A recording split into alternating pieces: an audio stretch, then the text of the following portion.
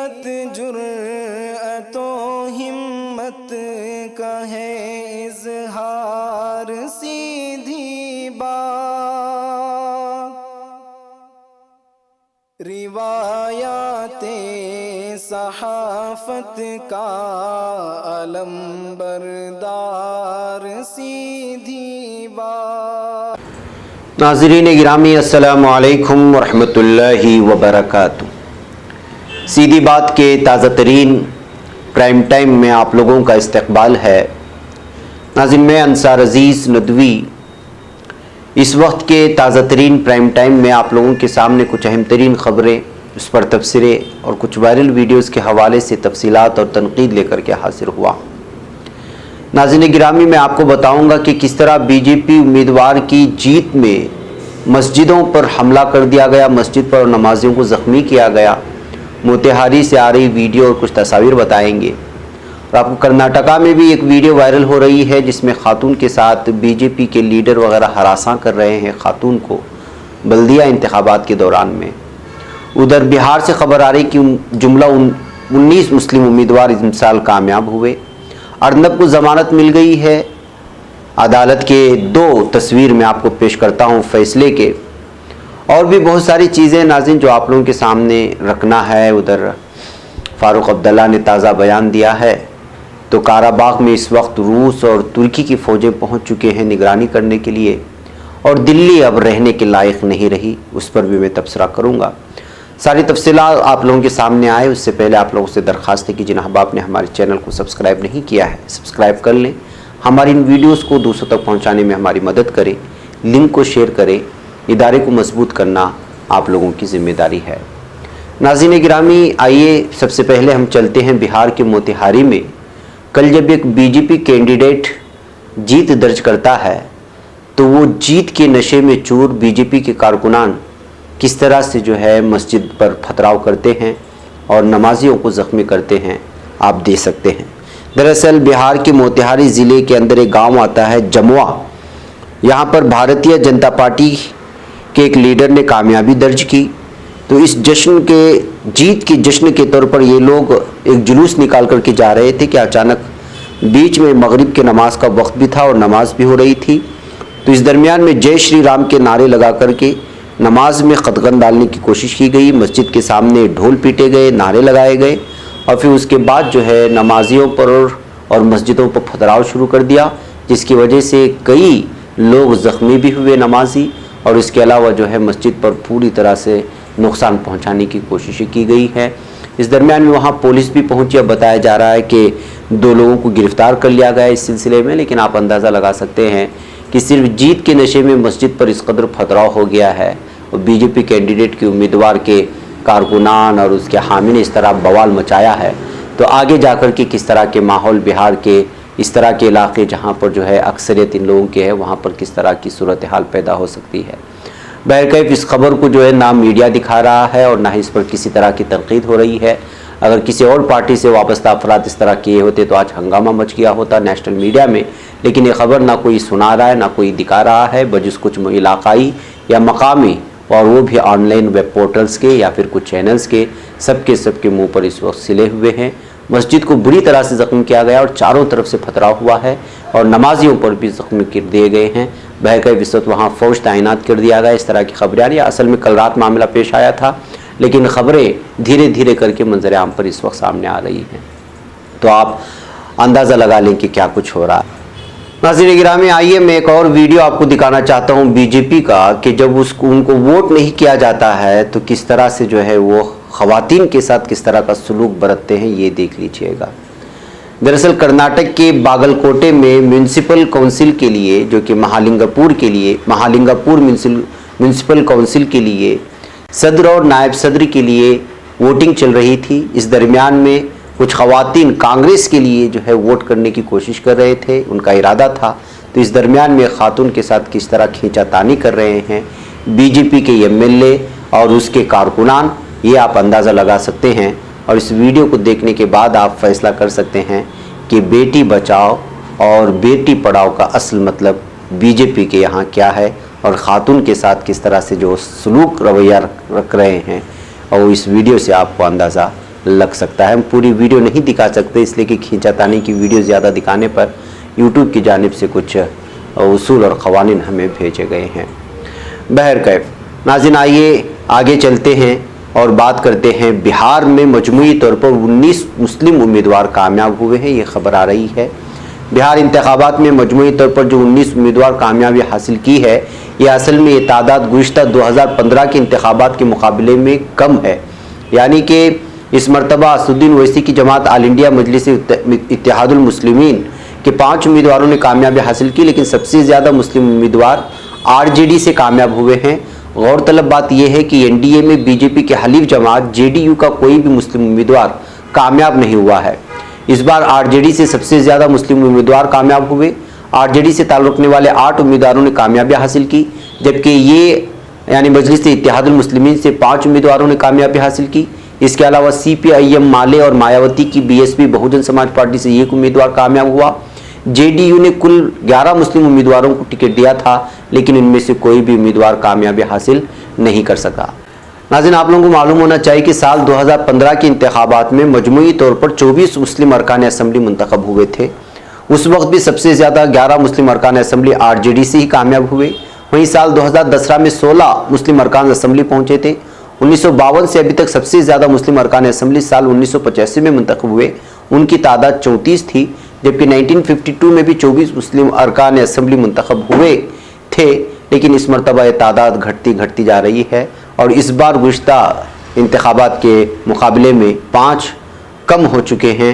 यानी कि 2015 के मुकाबले में 5 कम होकर के यानी 24 थे, तो वो तादाद इस वक्त 19 मुस्लिम उम्मीदवार आकर के ठहर गई है ये तादाद।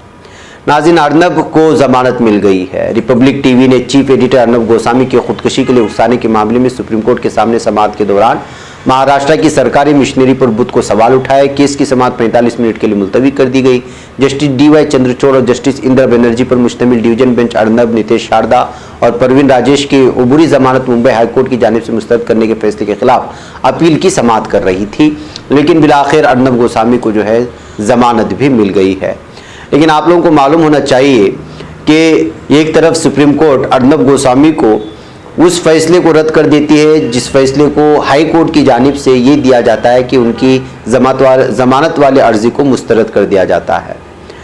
लेकिन वहीं पर जब केरला से ताल्लुक़ रखने वाले एक सहाफ़ी को यूपी हुकूमत बग़ैर किसी वजह के गिरफ्तार कर लेती है, जो कि हाथरस के मामले में रिपोर्टिंग करने के लिए जा रहा होता है और सुप्रीम कोर्ट में ज़मानत के लिए अर्जी पेश करते हैं, तो वहाँ सुप्रीम कोर्ट ये फैसला सुनाती है कि निचली अदालत में जाकर के ये अर्जी पेश करे, और यहाँ पर हाई कोर्ट रद्द कर देती है ज़मानत की अर्जी, लेकिन सुप्रीम कोर्ट फौरी तौर पर सुनवाई भी करती है और उसके अलावा जो इस पर ज़मानत भी देती है।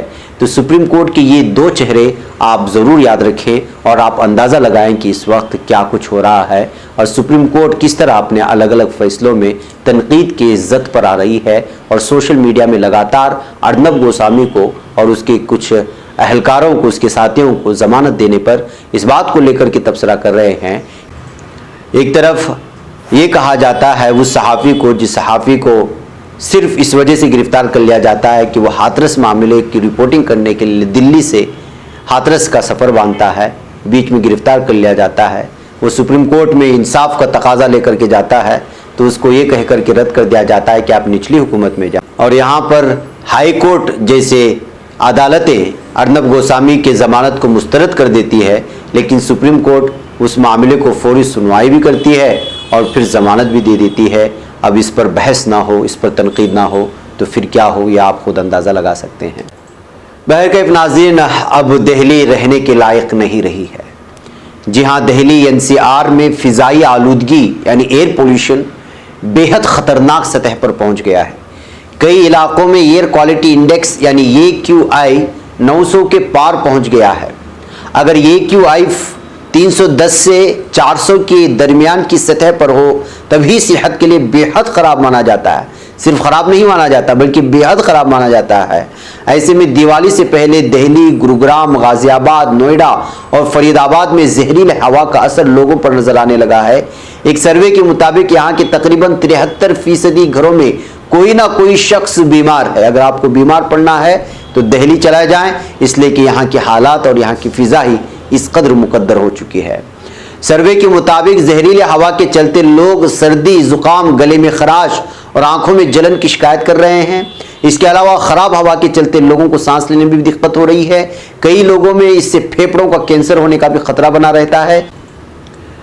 नाज़रीन, लोकल सर्कल्स नाम की एक कंपनी आलूदगी से हो रही दिक्कतों को देखते हुए एक सर्वे किया। इसके जरिए पता लगाने की कोशिश की गई कि जहरीले हवा का कितना असर लोगों पर पड़ रहा है। इससे ये बात साफ तौर पर निकल करके सामने आ रही है नाज़रीन कि दिल्ली के हर घर में आपको कोई ना कोई बीमार मिलेगा। तो इसका मतलब ये हुआ कि दिल्ली में इस वक्त जो है फिजा इस कदर आलूदा बन चुकी है कि जो है आप अगर जाएंगे तो बीमारियां लेकर के आएंगे। ऐसे हालात में जबकि कोरोना बेतहाशा फैल रहा है और अगर आप दिल्ली में इस वक्त रिहाइश पजीर हैं तो आप अपने सेहत का ज़रूर ख्याल रखें और बगैर किसी वजह की इस वक्त दिल्ली के बाज़ारों में घूमना बंद कर दें, इसलिए कि इस वक्त दिल्ली की फ़िज़ा पूरी तरह से जहरीली हो चुकी है। यहाँ की हवा जहर फैलाने लग गई है। बहरकैफ नाज़रीन, मैं आपको दुबई ले चलना चाहता हूँ कि डिप्रेशन, बेरोज़गारी और ख़ुद के अपने मसाइल इस कदर जो है लोगों को परेशान कर दिया है कि वो चाहे दुबई हो या दीगर इलाक़ों में, वो चाहे अच्छा खासा आदमी हो, वो चाहे इंजीनियर हो, हर किसी को जो है इस वक्त डिप्रेशन खुदकुशी करने पर मजबूर कर रही है। दुबई से ताल्लुक़ रखने वाले एक हिंदुस्तानी तालिब इल्म की मौत पर दोस्त और अहले खाना गमज़दा हैं, जिसके बारे में कहा जाता है कि उसने शारजा में अपने ही घर में ज़िंदगी का खात्मा कर लिया। शारजा पुलिस के मुताबिक 21 साला हिंदुस्तानी तालिब इल्म जिसका नाम जोत बताया गया है 2 नवंबर की रात को अलोला में वाक़ अपने ख़ानदानी अपार्टमेंट में छत के पंखे से लटका हुआ मिला।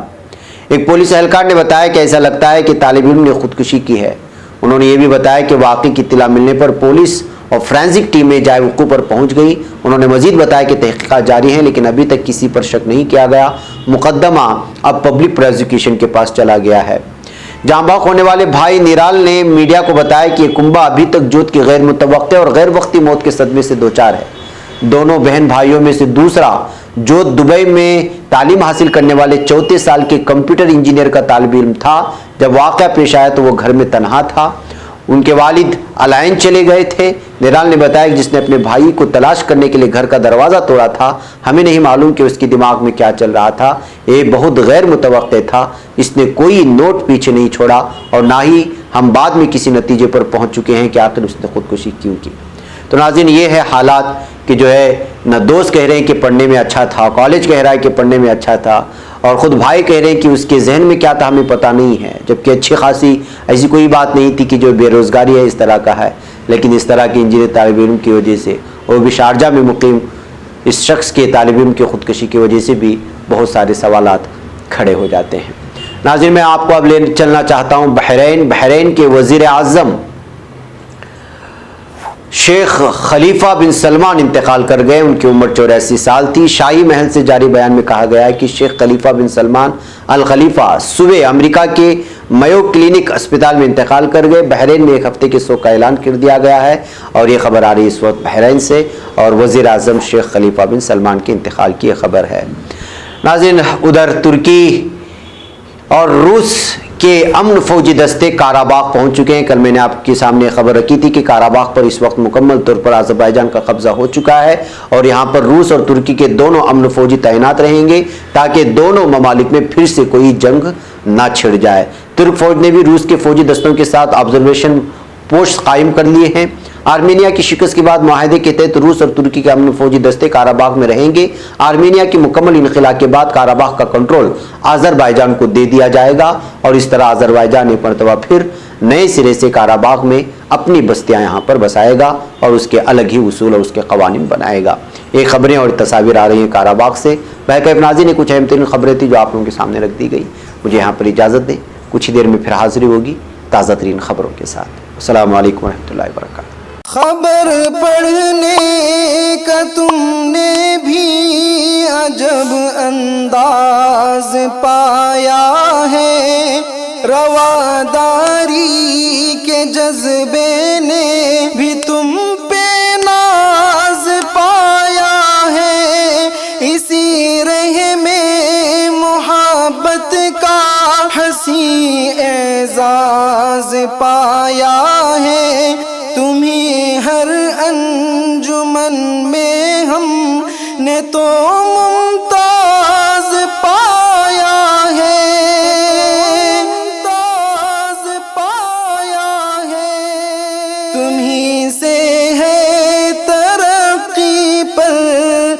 अजीज अंसार सीधी बात, अजीमत जुर्अतो हिम्मत का है इज़हार सीधी बात।